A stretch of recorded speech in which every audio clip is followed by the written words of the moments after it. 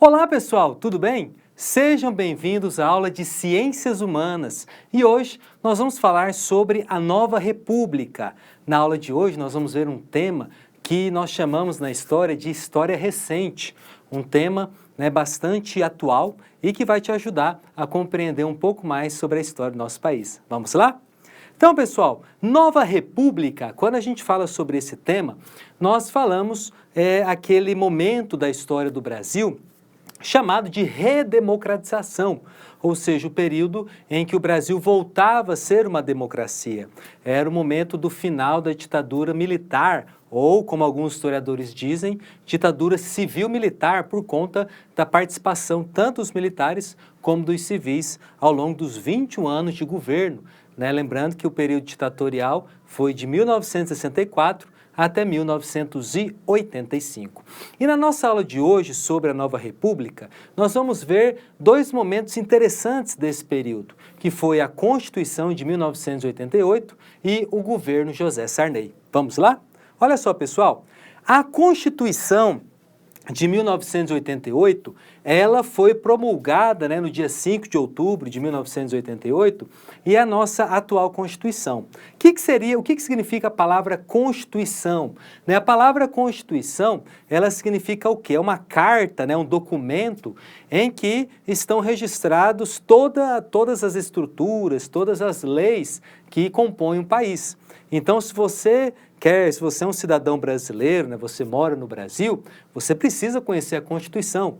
Lá estão inseridos os direitos e os deveres, Vocês estão vendo aí na foto, segurando um exemplar da Constituição, o Ulisses Guimarães, que foi um político muito importante, uma liderança que exerceu um papel fundamental nesse momento de redemocratização do nosso país. Então, a Constituição de 1988, ela foi elaborada dentro desse contexto de redemocratização, dentro deste momento histórico que o nosso país vivia, de fim da ditadura, fim de governos autoritários, fim de governos não eleitos pelo voto popular. Então, todo esse momento histórico que o Brasil viveu naquele período vai influenciar na atuação dos constituintes, ou seja, dos deputados que participaram da elaboração dessa nossa Constituição. Então, os constituintes, enquanto estavam elaborando a Constituição que seria promulgada em 1988, eles pensaram justamente nos direitos que foram extinguidos durante a ditadura. Por exemplo, eleições diretas para presidente, esse direito do cidadão brasileiro de escolher o seu governante pelo voto direto estava presente na Constituição de 1988, os direitos trabalhistas, os direitos à educação, direito à saúde, o Sistema Único de Saúde, tão importante para o nosso tratamento de saúde, para a saúde pública, estava também presente nessa Constituição. Além disso, o direito à liberdade, o direito de você se expressar livremente também constava nessa Constituição. Então, em 1987, o presidente José Sarney, ele vai convocar uma constituinte e os deputados foram até Brasília elaborar a nova Constituição. Então, pessoal, quando a gente fala da Constituição de 1988, nós também estamos falando da Constituição Cidadã. Esse documento também ficou conhecido como Constituição Cidadã, por conta dos amplos direitos que ela trazia dentro do seu texto. Então, a nossa atual Constituição, ela nos dá direitos, mas também nos dá deveres, como, por exemplo, o cumprimento das leis, das normas, das regras democráticas. Então, hoje, se o nosso país ele está bem melhor do que algum tempo atrás, é graças a essa Constituição, é graças às regras do jogo que estão escritas nessa Constituição. Inclusive, os cidadãos também puderam participar da elaboração da Constituição de 1988, com envio de propostas, de projetos a serem debatidos na Constituinte. Então, pessoal, vamos olhar aqui no slide.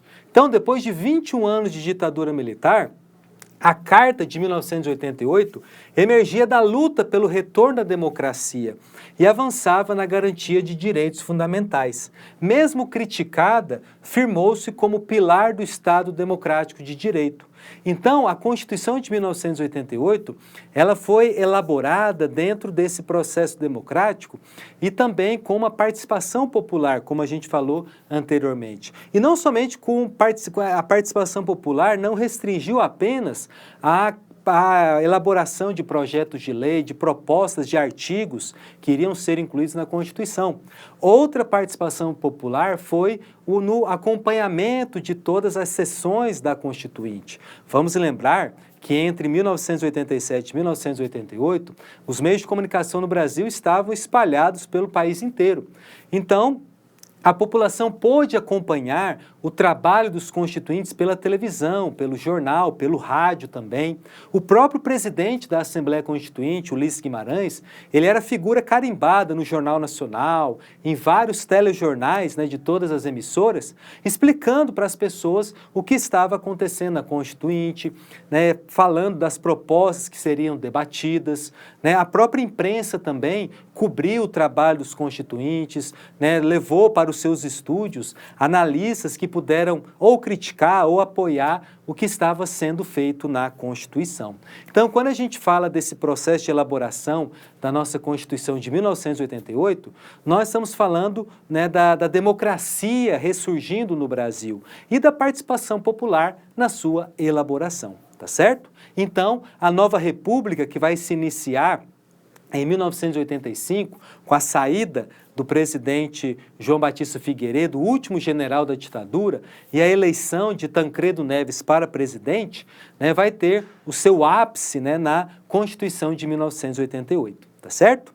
E aí nós iniciamos, né, o primeiro governo civil após 21 anos de ditadura, né? Vocês estão vendo aí na tela, né, José Sarney, ele vai ser o nosso primeiro presidente civil. Às vezes você aí está se perguntando, falando assim, professor, mas você não disse que era o Tancredo Neves que foi eleito presidente? Sim, ele foi eleito presidente no dia 15 de janeiro de 1985, né, pelo Colégio Eleitoral.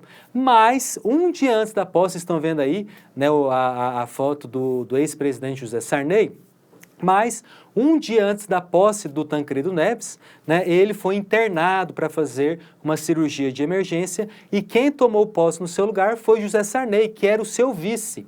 Então, os brasileiros, eles esperavam muito pela posse do Tancredo Neves, para encerrar, né, de uma vez com todas com o período arbitrário, o período da ditadura.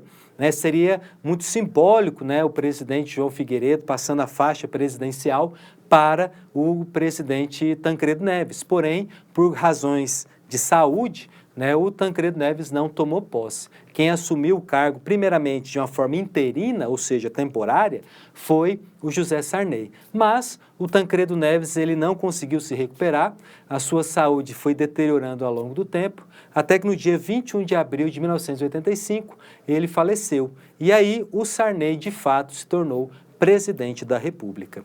Então veja, pessoal, que a nova República, ela começou com essa esperança do Tancredo Neves assumindo a presidência, né? Vamos se lembrar rapidamente que o Tancredo Neves esteve presente nos comícios pelas diretas já, foi uma liderança que fez uma oposição crítica à ditadura militar e era a figura que conseguiu unir os brasileiros em torno da nova república. Inclusive esse termo nova república foi dita por ele, né? Foi denominada por ele, esse novo momento que o Brasil estava vivendo, tá certo? Então o governo José Sarney vai começar com essa frustração, né, por causa da morte do Tancredo Neves e também por conta do Sarney, né, ser um presidente, quando ele era, né, senador, né, deputado, ele tinha uma ligação direta com os militares, né, que estavam no poder. Seria como se fosse uma continuidade, né, do que estava acontecendo.